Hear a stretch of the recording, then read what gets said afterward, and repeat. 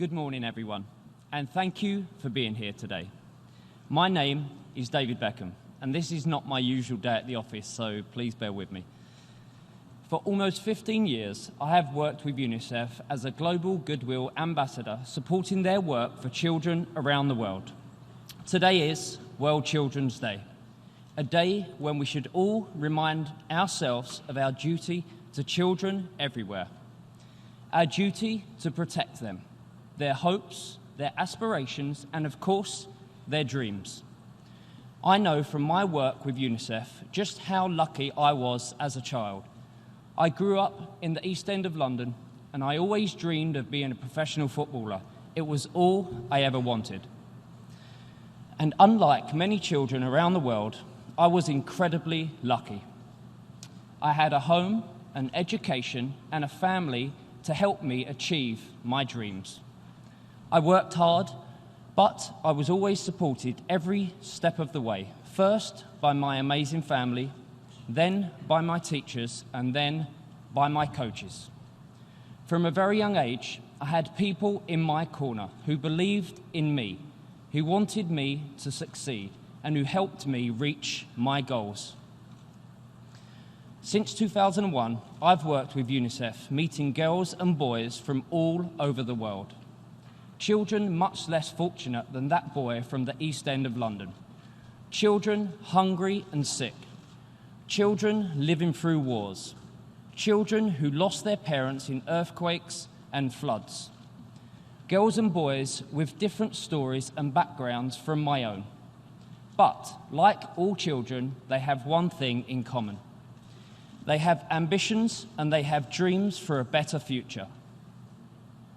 I have travelled to many places around the world with UNICEF and heard firsthand from children who are calling out for change. Like the children I met in Indonesia who dream of a school with no bullying. They are leading a brave program to help make that happen. Or the children I spent time with in a refugee camp in Djibouti who are fleeing violence and war.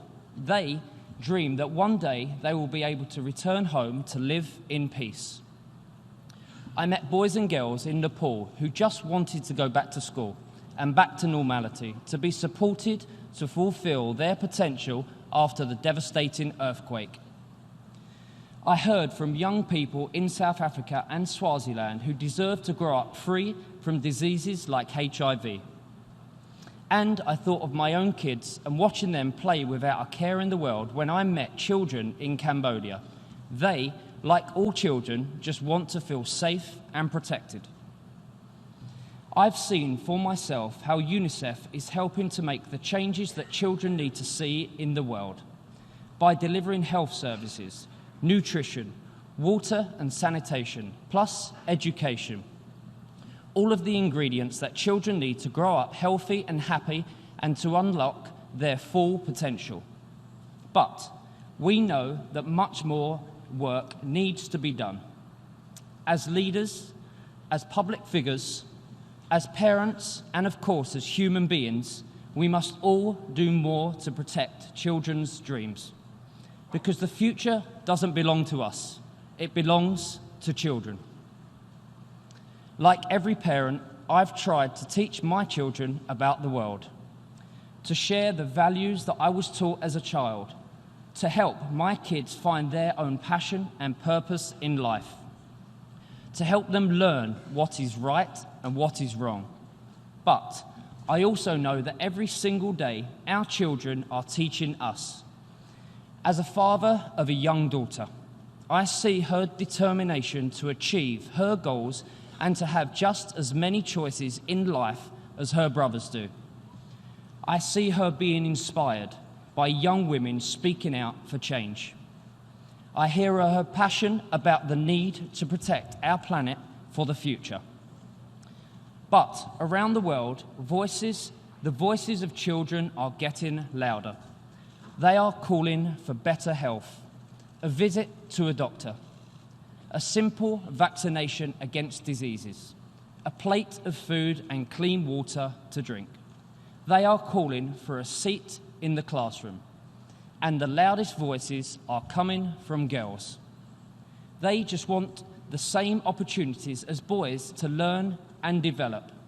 Young people are calling for a planet that can support them and future generations, where our resources are sustainable and our environment is protected. And they are calling for peace, for an end to violence, an end to war, an end to the political and cultural divisions that destroy communities, tear families apart, and endanger children's lives every single day.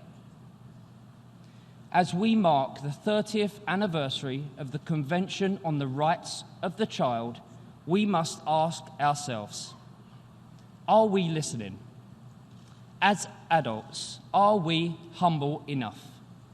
Are we smart enough to realise that in the face of every single child, we can see the future of the world? Children never stop learning, neither should we. Children never stop asking questions and demanding more, neither should we. So please, join me in this mission for children.